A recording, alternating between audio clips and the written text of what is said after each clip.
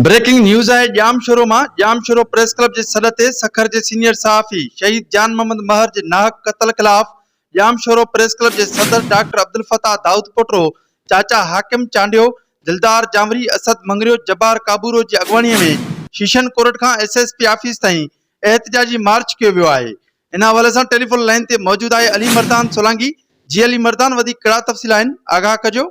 जी हम तव्हांखे ॿुधाईंदो त जाम शोरो प्रेस क्लब जे सॾ ते सीनियर सहाफ़ी शहीद जान मोहम्मद महर जे नाहक क़त्ल ख़िलाफ़ एहतजाजी मार्च कयो वियो आहे। मार्च में शहरनि, सहाफ़ियुनि, शाइरनि, अदीबनि, सियासी समाजी अॻवाननि जी वॾे अंग में शिरकत, जान मोहम्मद महर जे खून सां इंसाफ़ करण लाइ नारेबाज़ी कई वई आहे। मार्च में सहाफ़ियुनि ऐं सियासी समाजी अॻवाननि ख़िताब कंदे चयो त जान मोहम्मद महर जो क़त्ल दरअसल सिंध जे आवाज़ खे दॿाइण जी हिकु कोशिशि आहे, जेका ताक़तवर धुरियुनि जी कॾहिं बि कामयाबु न थींदी। पुलिस पहिरें ॾींहं खां वठी तकरारी किरदारु अदा करे रही आहे। हेल ताईं बि जवाबदार त न, पर सनअतकार गिरफ़्तार थी सघिया आहिनि।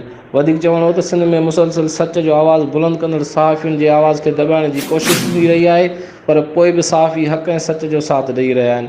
मुतालबो कंदे चयो त जान मोहम्मद महर जे खून सां तकिड़ो इंसाफ़ कयो वञे, न त एहतजाजनि जो सिलसिलो वधायो वेंदो। जी।